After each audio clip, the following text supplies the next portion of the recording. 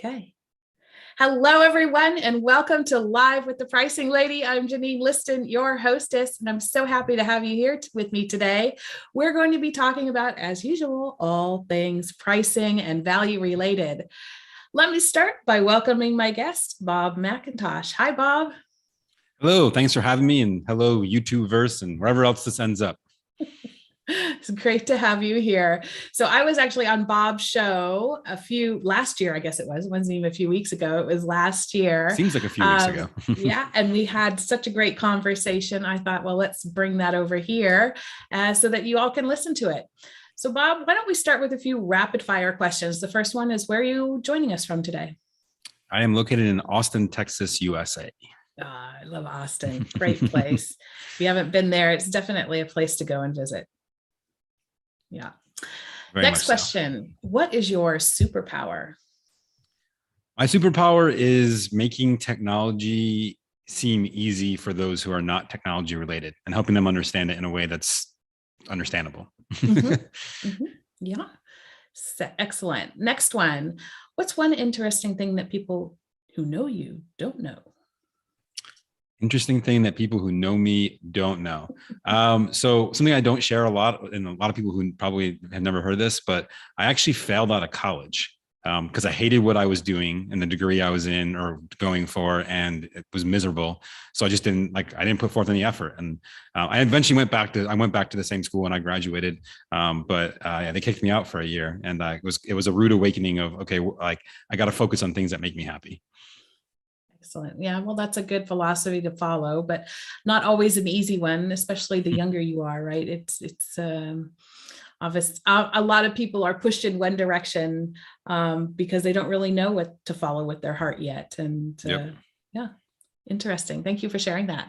All right. One question I like to ask, the last rapid fire question, is when it comes to your products or services that you sell, and you can tell us a little bit about what you do, what value do you really bring your clients? So it's a great question. So what my company, 3 Degrees Consulting, does is we do digital marketing, primarily, paid advertising, SEO, website design, and many other things, but those are the primary categories. And the value that I bring is honestly, it's gonna, maybe this sounds cheesy, but it's my passion for it. And I don't necessarily mean specifically, hey, I'm just passionate and that's the value itself, but it shows through in the fact that I spend a lot of time reading, researching, understanding. When Google does a new algorithm update, there's the bullet point one. I read the bullet points and then I go into the details. I want to actually understand all the things. I follow all the people that talk about these things, and because of that, I won't say that I'm necessarily the most knowledgeable person in digital marketing, but I know I have a lot more knowledge than most, and that is what is good, because then when things change, when things are heading a new direction and there's some new thing happening, I'm always aware of what's going on and can say, hey, like this is going to be a huge benefit to you as a client. Excellent. And in the end, what does that ultimately bring them? Ultimately, it brings better results, right? So, it's at the end of the day, the internet specifically is continuously changing. There's always new things happening. There's always new ways, like right now, TikTok ads are blowing up like insane. In fact, I just read, and I don't remember the names of the companies now off the top of my head, but there was 4 major companies that have historically always run Super Bowl ads here in the States. And for this year was the first year those 4 companies didn't run Super Bowl ads. And instead they took all the money, which was an average of $6 million for 30 seconds for a Super Bowl commercial, and they're putting it all into TikTok ads. So crazy new things. That's like, but hey, this is where the market's going, and there's opportunities. Right. If there's opportunities, there can be value had. Right. Excellent. Wow, that's really interesting.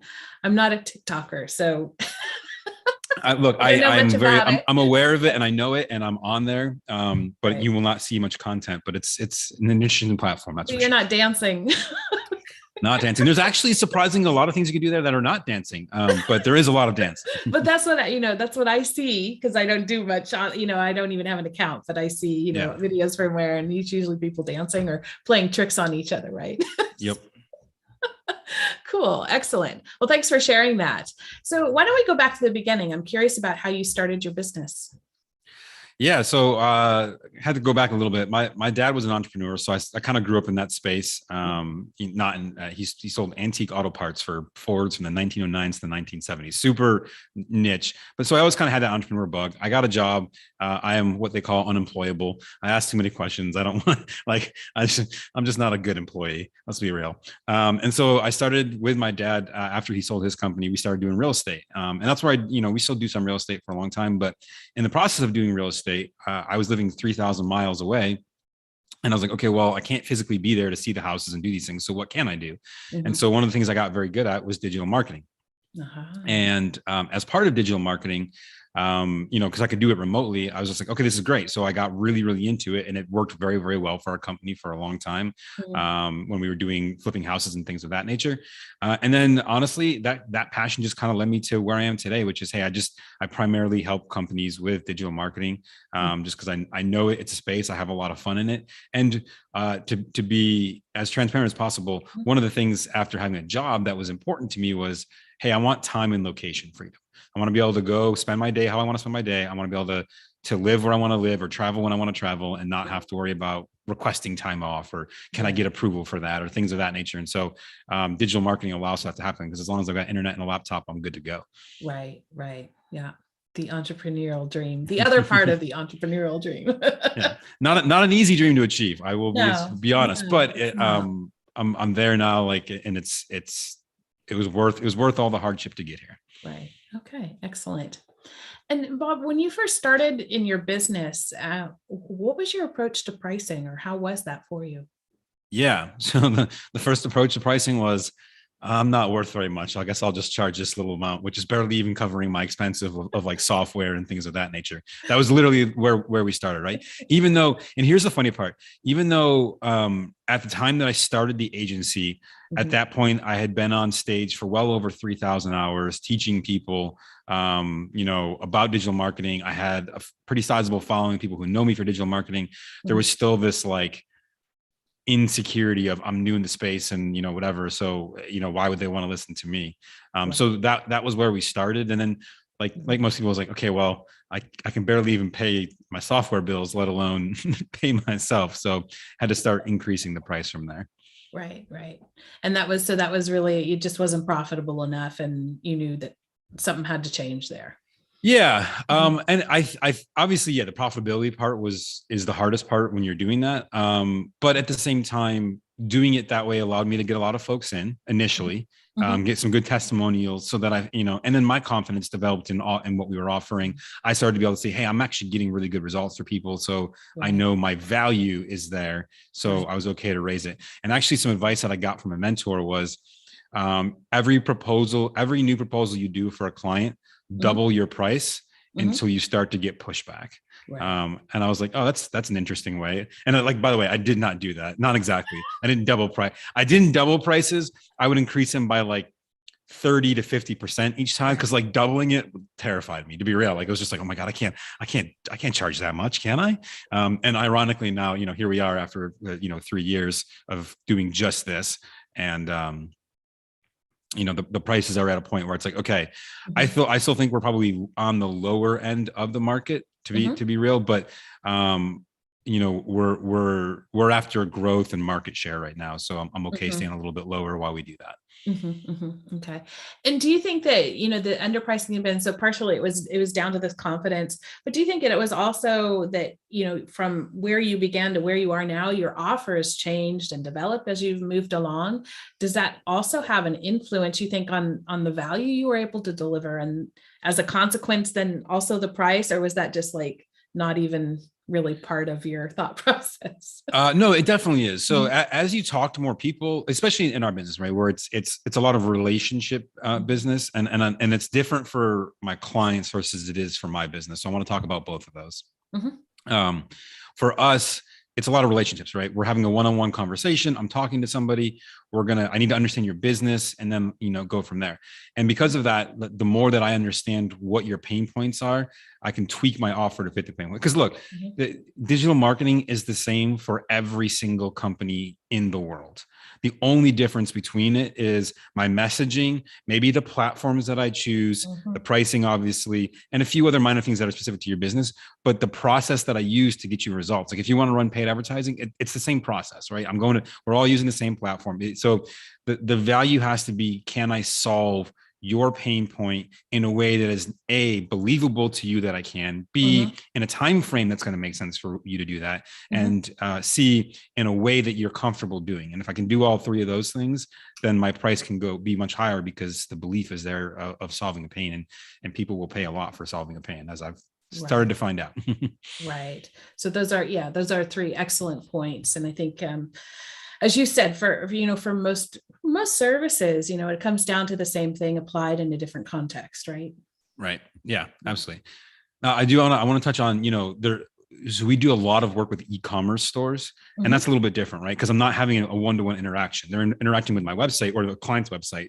And in that case, what becomes interesting on pricing is you really have no idea what pricing is going to work. You have a rough idea based on other people in the market initially, but what's been interesting I found is there's, depending on the platform you're using, there's pricing plugins, and it will literally just show different prices to different people and just track, okay, here's the 3 or 4 different prices. Which one are we converting at the highest ratio from? Which is a fascinating experiment to run. Yes. And a lot of times I'm very surprised by the results of that. And so are a lot of our clients. A lot of times I think they are in the same boat of, oh, I can't charge that much for it. It's like, well, you actually can. Like, the data shows you absolutely can. It's like the Murray show, like, and the results are in, you are raising your prices. Yeah, but I think it goes to a point, and I've seen this in big companies and in small companies alike, and everything in between, is that often the limitation, that the biggest limitation is your own internal thinking. 100%. Yeah. And I did excuse me, catching my throat. I did a study a long time ago, and we were looking at, what does the customer think of our value and our positioning? How do they rank us versus the competition? But before we did ask the customer to do it, I had the sales and the marketing team and the finance team internal do it. And then we compared what we thought internally with what the customer said.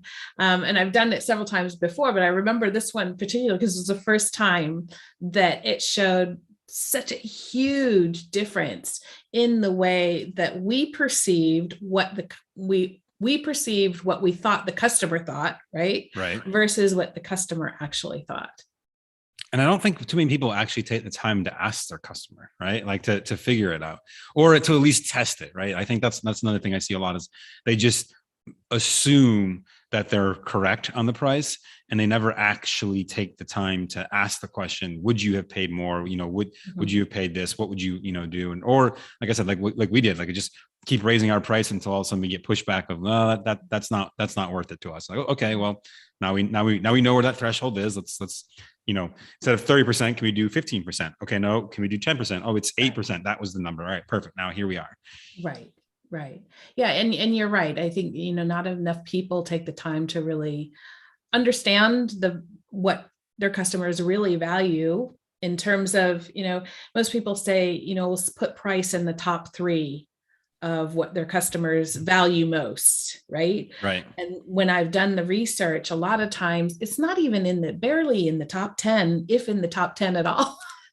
It's stacked against other things, right? When the customer actually looks at it in relationship to, how does this rank to the service you provide, or to the actual product itself, or, all these different criteria, price can quickly fall, but it depends on who you're targeting in the end, right? It's always. I totally. Something I thought was very interesting. And I don't remember, I think it was one of my coaches maybe taught me this. I don't remember where it came from, but they said, one of the interesting things, especially for new entrepreneurs, is money is always tight, right? Like, because you're running on a, even if you're well funded, or even if you have a big savings account, right? You're not seeing a lot of revenue come in, so you're focused on the money. And so then what ends up happening is, because you're focused on the money, you assume everybody else is focused on the money, and then all of a sudden pricing becomes, the like you said, in the top 10 or 5 or 3, because it in your mind you're worried about the money aspect, even though they're not, because they're coming at it from a different point of view, which so I don't remember who shared that with me, but it was like it was a huge eye opener for me when we were early on in our business, because I was like, holy, like, wow, you're right, like I am, like I'm thinking about that, and I was like. And it's funny, I just had a call yesterday with a client, and she's like a naturopath. I can't say the word doctor, like whole, like wellness doctor. She does a lot of interesting, unique things, not the standard stuff. And I remember we actually tested out a new offer with her, and she's like, "Okay, yeah, that's what it makes sense. I could do that." And I remember just thinking to myself, whew, for us, that was like a stretch offer. I didn't know if anyone was going to take it, but we just framed it the right way. I said, hey, here's the things that you're not getting from the people that you usually work with in this space. Here's what we're doing for you instead. And we're going to offer all those things. And all of a sudden, that again, price became, she's like, I probably could have charged more realistically. And she probably still would have said yes. Right. Yeah. So, I mean, I always tell people that the price is only relevant in the context of value. And if you're not steering, or at least helping your customers understand the value, then chances are they are seeing it as much less than it may be. Yeah. Interesting. So one of the things that we when we talked before that I thought was really interesting that you said was that sometimes it's just as simple as asking for more. Can you tell us a little bit more about that? Yeah. And I think that comes back to that advice that, we talked about from my mentor, which is that I think, and I see this with some of the people that I've coached and have worked with. I see this with some of our clients. And I know for a fact it was true with me, which is, our mindset gets in our way. We just need to do that. And look, the thing about pricing, no matter what you're doing, and it doesn't matter whether you're selling a physical product or you're selling a service, you're selling anything. Everything's a negotiation, really, at the end of the day, right? Like, especially if you're a new business. Now, obviously, like I always joke, like if you walk into Starbucks and try to negotiate, maybe not, but you'd be also surprised there too. I simply ask, "Oh man, this is a great day. Any chance I can get my coffee for free?" And probably about 1 time out of 20, I'll get a free coffee, right? And it's not a huge thing. It's not a big, but like it's simply making the point to ask. And I say that because you look at a Starbucks or any coffee shop for that matter, right? And you think, oh, there's no way that they're going to do this for me. But if you don't ask, the answer is always no. Right. And so I think simply asking, and look, if the price is too high, and this is especially true in many cases, if the price is too high, someone will say no. They'll pass, and then you'll still have the opportunity to say, okay, that was too high for you. Let me try again. And like, and one of the things I love, especially with what we do in digital marketing, is like, even if I have an e-commerce store, right? And let's say we jack the price up, we double or triple the price on a product. And, usually the client's like, oh my God, can we do that? And it's like, well, my sales are dropping. Okay. That's okay. But if you're making more money, as long as that equates out to a higher end value, you're better off. Right. And the other cool thing is, especially these days with, and the way the pandemic has helped us a lot, is that when someone either comes to our website, or even if they come physically to our store, there's ways to do this as well. I have the ability to retarget them later on. So for example, let's say I normally charge $20 for this product, and now I'm charging $100, and I see no one's getting it. I can always retarget them later with an adjusted price at like 75 or 50 or whatever. And they might go, oh, wow, okay, great. Now I'll take action. So ask, try. Because if you don't, the answer is always no. And you might find that you're surprised. A lot of our clients, a lot of times, because when we do digital marketing, a lot of it is we're helping you pay for customer acquisition, right? It's the most expensive part of your business. But it's not, so we gotta do whatever we can to maximize the value of each customer coming in, because you're paying for that customer to come in. So the more that they spend, and there's a lot of ways. And by the way, this yes thing, like asking about pricing, Mhm. also includes not just the initial offer, but the upsell. You'll be surprised when someone buys something, how much more they'll buy. And they'll buy more of the same thing a lot of times. Mhm. They'll buy multiples, they'll buy more hours, more thing, or something that's going to complement it. So Right. that's another big thing that we learned is, okay, great, you got paid ads. Now let's talk about, you're in the door, you're already going for that. Let's talk about SEO. Let's talk about that. Here's other things that we can do for you. Mhm. Right. And once they're in and they see what you have to offer, they'll be Right. back. Right. No, that's a very good point. I was coming to it, but you beat me to it.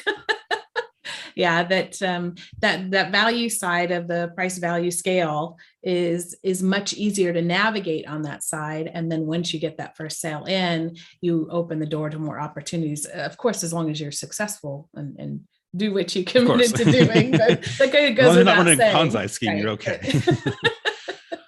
Cool. So Bob, we're going to start wrapping this up now.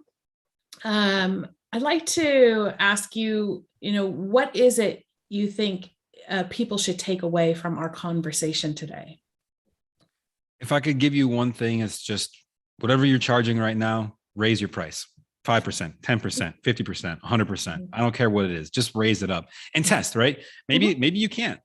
It's very possible, but you won't know unless you do. So have the confidence to know that everything's a negotiation.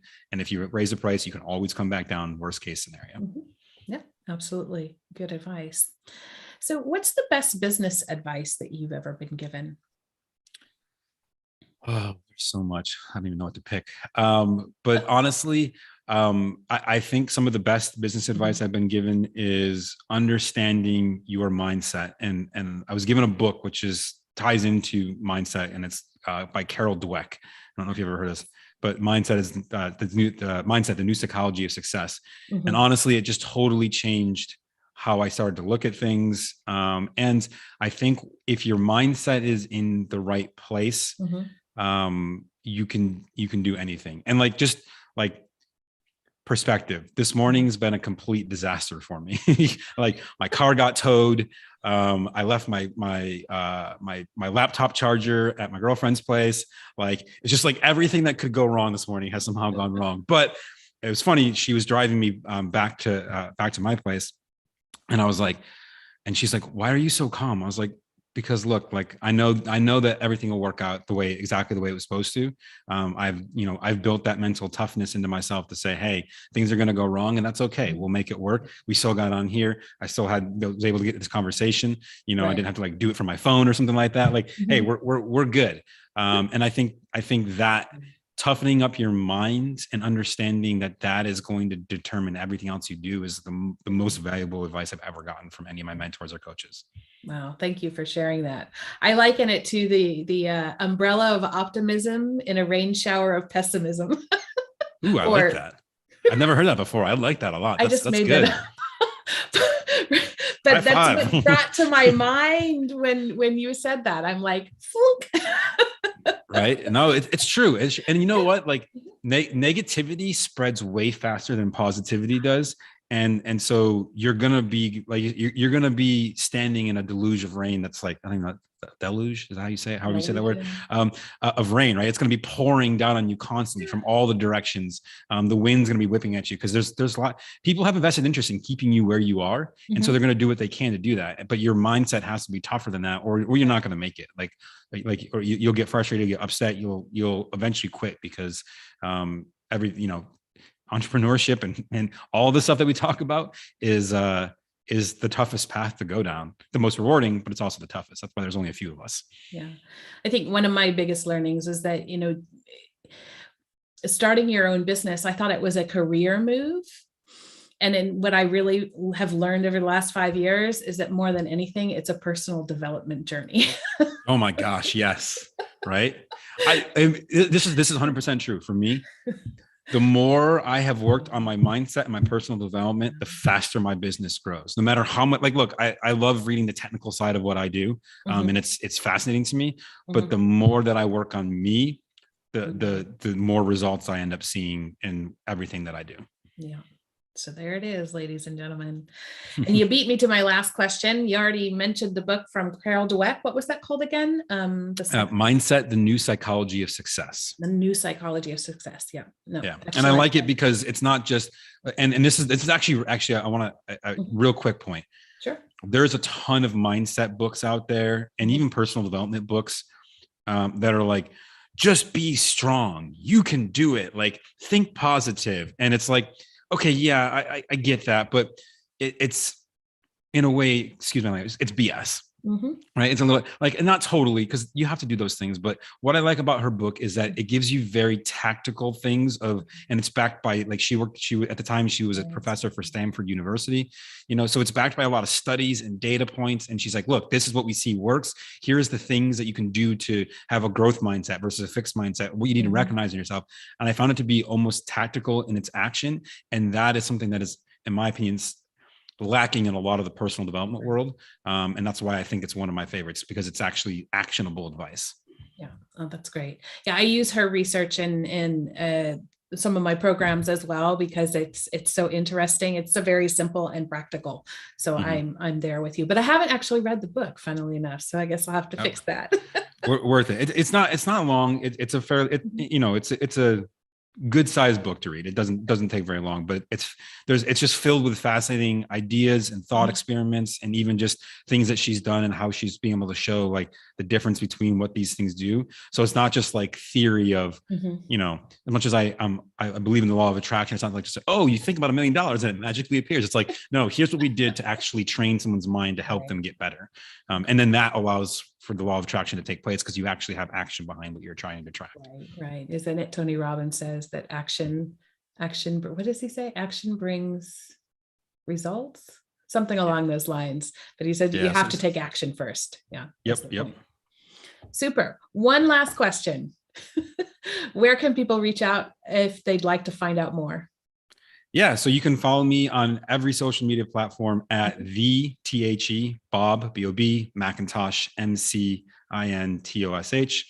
or thebobmcintosh.com. Everything's the Bob McIntosh. Just look for me. I'm the only 6'3" redhead with that name, so that I know of at least. So you'll find me. Okay. Excellent. I'll put that in the show notes, everyone, so that you can have a nice quick link over there. Thank you, Bob, so much for joining me today. It's been a real pleasure talking with you. Absolutely. Thanks for having me on. And for all of you guys listening, watching, appreciate you taking the time and tuning in. Yes. Thank you very much, everyone. It's always a pleasure to have you here with us on the show. If you'd like to find out more about how to get better at pricing in your business, head on over to thepricinglady.com and book a call with me there. That's all for today, folks. Have a great day. And as always, enjoy pricing, everyone.